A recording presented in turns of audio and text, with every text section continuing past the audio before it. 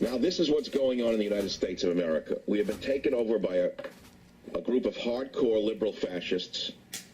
They are spying on Americans. They're closing down town hall meetings. They're smearing anybody who stands up to them.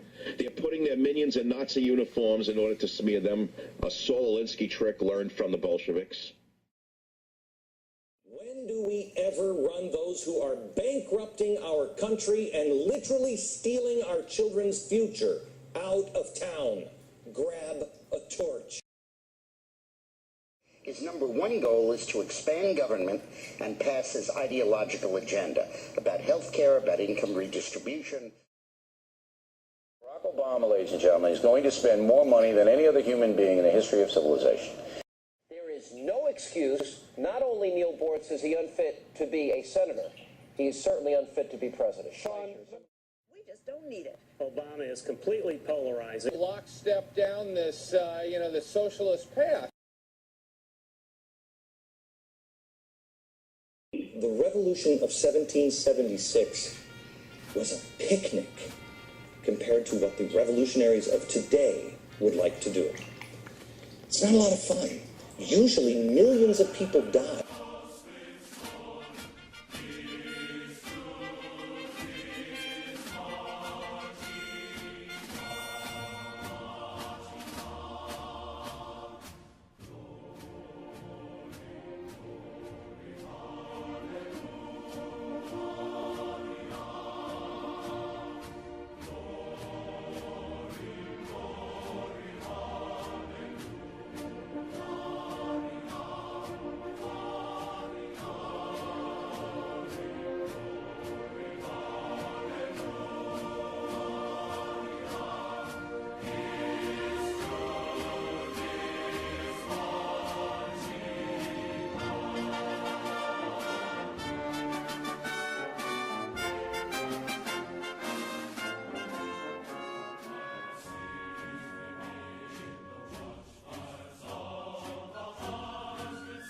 There will be rivers of blood if we don't have values and principles. I stand with you, Glenn. You'd pick up a gun? Have you ever thought of that? These people have. Because possibly, maybe the question should be asked, maybe they're tired of evolution and maybe they are waiting for revolution.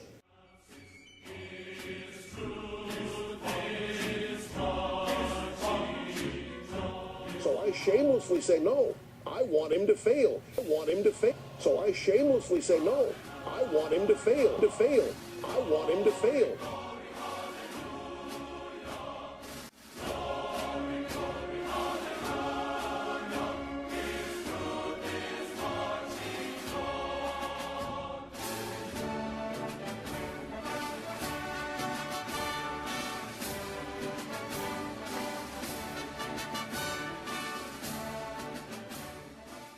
This jerk grew up in an apartment somewhere in New York where he was fed socialist tripe, which is why he is one.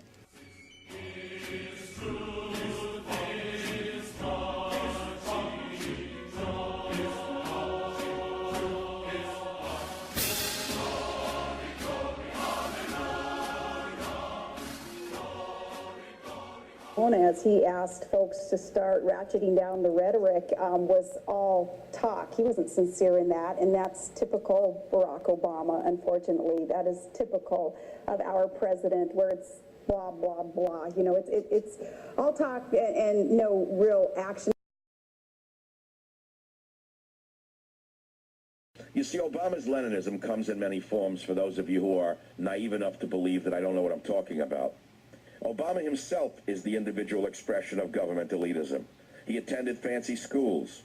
He befriended radical chic elitists like William Ayers. He believes that government, when staffed by fellow elitists, can do almost anything. It can run businesses, defeat market forces, and control the weather. It can even cure cancer. Obama sounds smart, so it must all be true, argue his followers.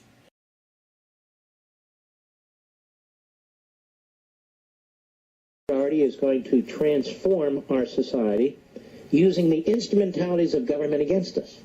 And yet they do it in our name. Have you noticed? Even though we, the people, we reject it. None of this. We want this long national nightmare to end.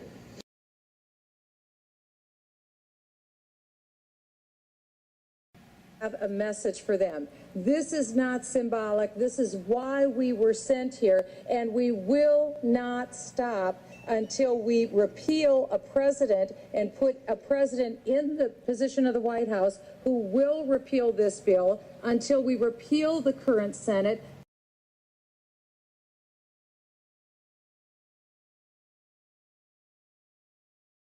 Madcap, insane liberals that you will find blogging, that you will find emailing, that you will find on the protest march. Their lives are basically meaningless.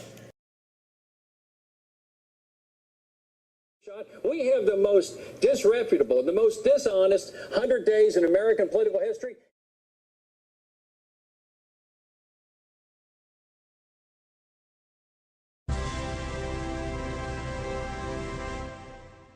All hail the Messiah, Obama, Obama, the path to the new socialist motherland. Our Savior, Obama, Obama, the leader more famous than Lindsay Lohan. Go down and praise the one. Give him your money and your guns. Give us a country that makes your wife proud. Lord, bury the bitter ones, white and clinging to faith and to guns. Oh, for the change of the hope of the change.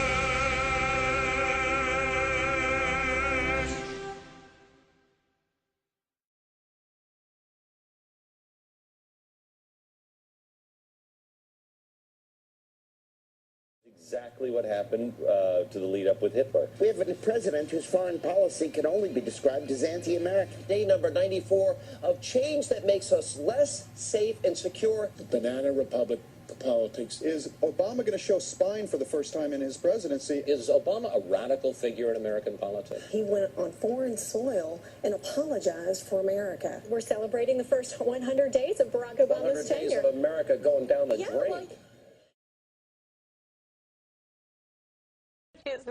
It is out of Orwell's 1984.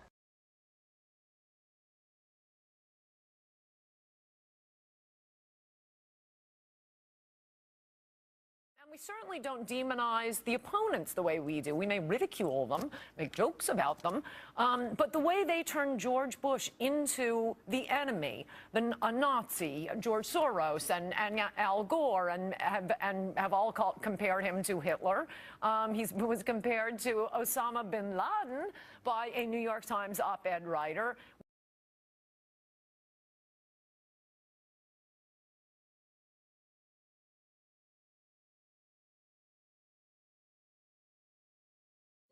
Arguing with idiots, smart debate with dimwits, truth for those who care to look, and another way to sell our book.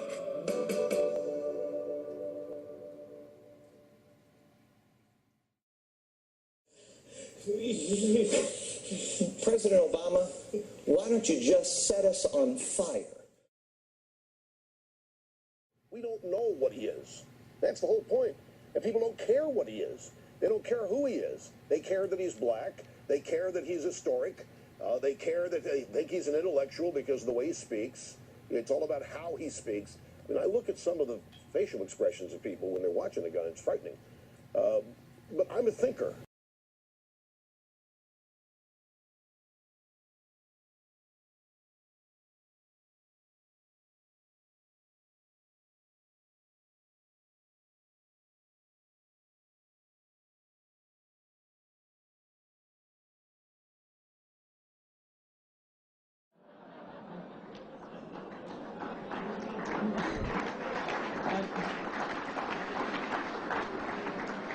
other than that, he really seems to have been coasting since his first big accomplishment, which was being born half black.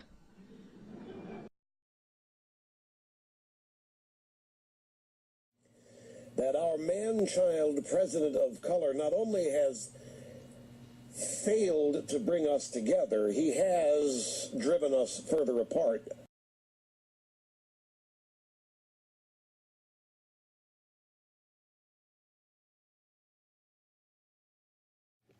Everything that is getting pushed through Congress, including this health care bill, they are all driven by President Obama's thinking on one idea: reparations. His goal is creating a new America, a new model, a model that will settle old racial scores.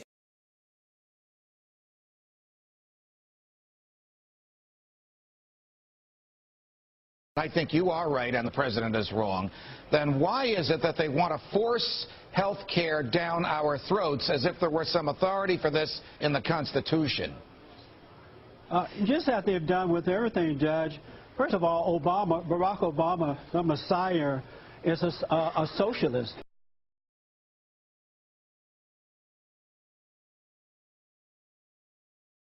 And also, you have to realize that Obama is no different than Jeremiah Wright Jr., the NAACP and others.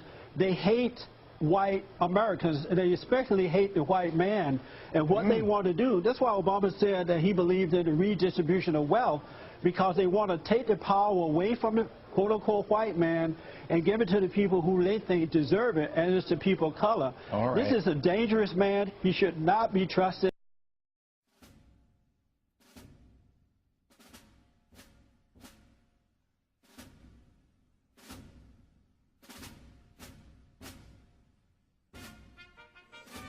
If Obama had not been African American, he had never been elected.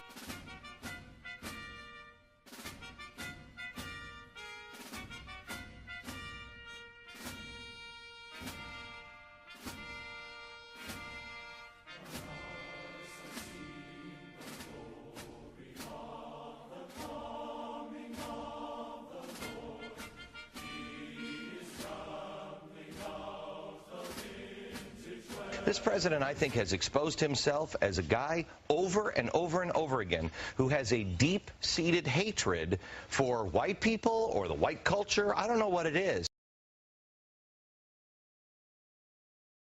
I'm not saying that he doesn't like white people. I'm saying he has a problem. This guy is, I believe, a racist.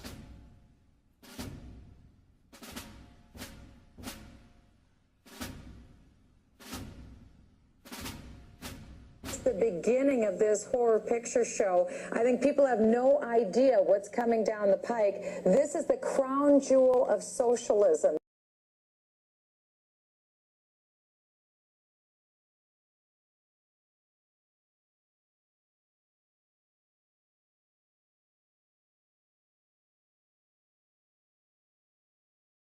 Point is, it'll never come back with a $4 or $5 gallon of gasoline, and Obama doesn't get it. Wait, you're blaming him now for the $4 or $5 gallon of gasoline? Absolutely. Why? He's got Lisa Jackson at the EPA. He's got he's got Salazar. How's this? How's the president responsible for speculators driving up gas prices? You know who he nominates for the Department of Commerce secretary job? Yeah. An eco-terrorist, John Bryson. Wait, get out of here. The man who runs the biggest utility in America. Juan, you know he started that environmental group that has done nothing. Okay, but he's the biggest utility operator in America. How's that not a businessman? Try and push us. His quote: "We should be off oil and gas completely within 20 years." That will never happen. You don't like the president's policies. We'll see how it goes, because the economy is not in any good shape by any means. I agree with you there. But now in the last year, I've seen the political establishment advising Obama that if you don't have a new Oklahoma City or 9/11 to blame the Tea Party, your political career is over. And there's new reports out where they're basically calling for a stage crisis, a war. Obama's saying he's not worried about al-Qaeda. He's worried about lone wolf domestic groups. And remember, about a month ago, Homeland Security put out all these new PSAs where almost everyone in it is a white person. And if you've got a cell phone, if you're wearing a hoodie, you're a terrorist.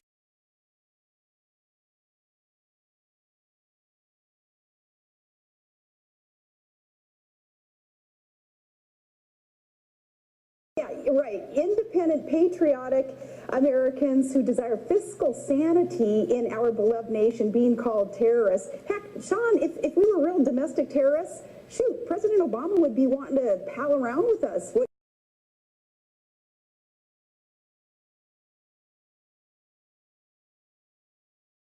We are not surrendering to this. Soft tyranny, hard tyranny, it's all tyranny. They're going to tell us what kind of health insurance we can have? Really? Not without a fight.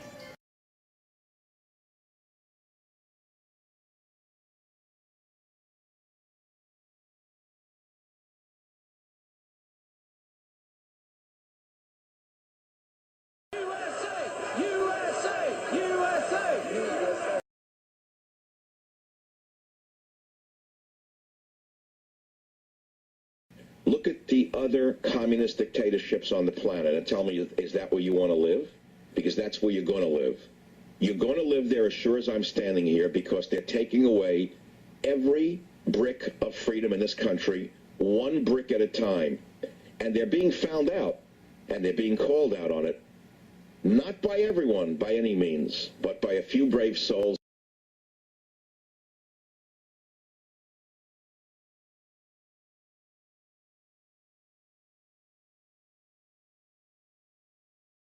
Plus an exclusive first look at what is soon to be a New York Times #1 bestseller. It's the explosive, controversial new book, Demonic, How the Liberal Mob is Endangering America. It hits stores tomorrow morning. Best-selling author Ann Coulter is here.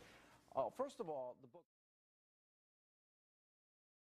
to come up with this title, Demonic, which they'll freak out about on the Right. Why? How do Well, I began the book with the scene in the Bible when Jesus approaches the possessed man, and the possessed man's screaming, he's out of his mind, he's naked, he's running around. Legion. Don't torture me, don't torture me. And Jesus, there's a little exchange. Jesus says, what is your name? And he answers, my name is Legion. Then the demons run out of him. The demon's name is Legion. The demon is always a mob. And you see this over and over again in real-life exorcisms. They talk to the possessed, and it's always they. Satan saying, they all belong to me. And this is, I mean, it's part of why liberals are a mob and are so obsessed with status and power.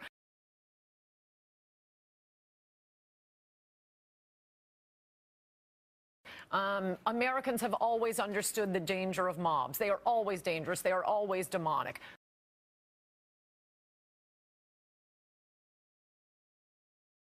But the point is, Nixon came in, shut it down. There was the shooting at Kent State, and gosh, I know liberals don't like it, and you look on Nexus and, oh, the whole country was embarrassed. Well, I'm not embarrassed. That's what you do with a mob.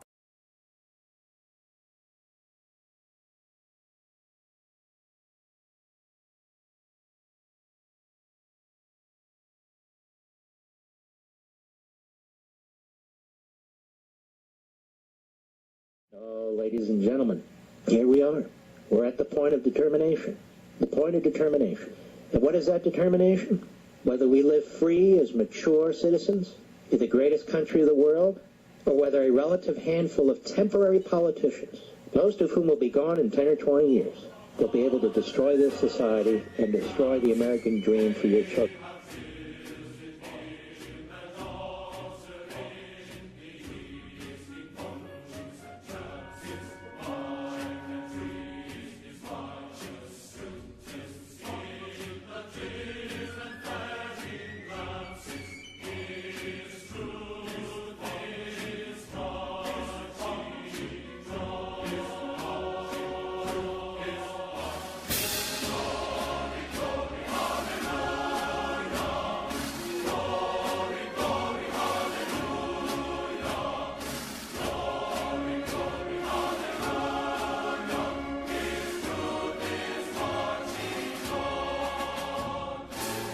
Obama is a radical communist, and I think it's becoming clear. That's what I told people in Illinois, and now everybody realizes it's true.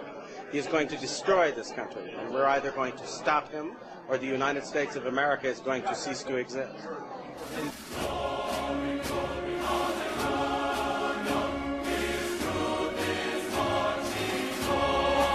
Kenyan relations say that he was born in Nairobi at a time when his mother was too young to transmit U.S. citizenship. So I'm not even sure he's president of the United States. No, that's not a laughing matter.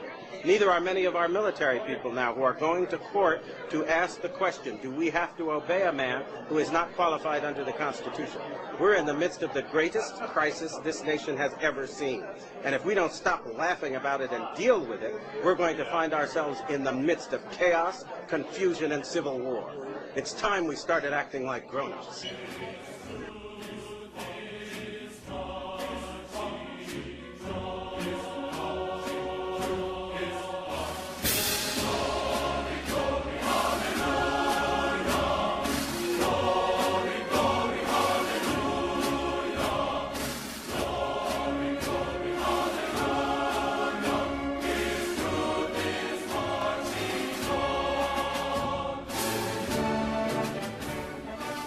Like it or not, fascism is on the rise.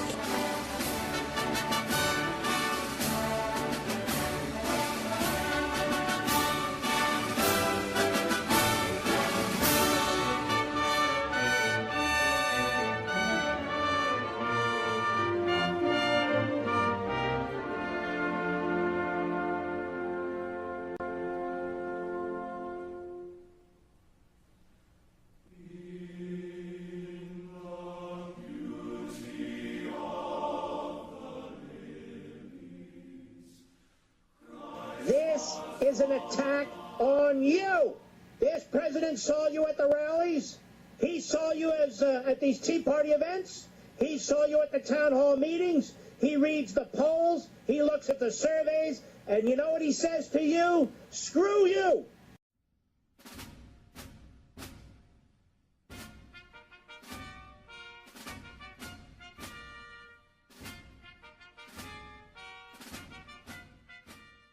Barack Obama is the worst president in history.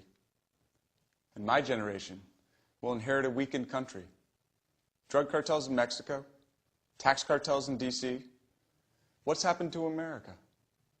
I love Arizona. I was raised right. Somebody has to go to Washington and knock the hell out of the place.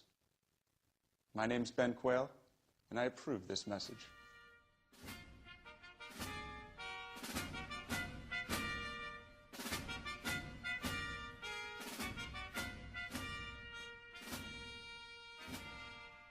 Because there's been no single president, we got into this with Karl Rove earlier, that has moved America away from free market capitalism to socialism. When you add up the numbers, he's going to quadruple the debt, $10 trillion, $806 billion on interest. Now, these are real numbers that we're going to ultimately pay for. A down payment of $634 billion on health care. On national security, embracing every dictator, cutting back on national defense, apologizing for America, Bill Cunningham, I think it's beyond a pre-9/11 mentality. It is America, the appeasement mentality. Sean, what we have here is this little boy who grew up in Jakarta, Indonesia at the age of 6 to 10, rejected by his own father, rejected by his own mother, rejected by his stepfather, raised by his grandparents, bowing before the king of Saudi Arabia, kissing the behind of every European socialist, saying okay to people like Ahmadinejad. We have the most disreputable, the most dishonest 100 days in American political history, and this guy actually believes it's good. Okay, this is unbelievable. Let me just say something. This is unbelievable.